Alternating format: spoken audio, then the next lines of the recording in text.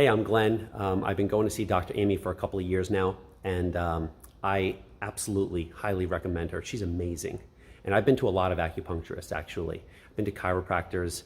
I have like this chronic back issue that continues to come back every once in a while, and it gets kind of like re-injured. And I went in there today, and I come out of that place, and I'm just like floating. Her hands are like magic. I swear to God, she is so talented at what she does. And not only does my back feel better, but I feel so much calmer. I can breathe better.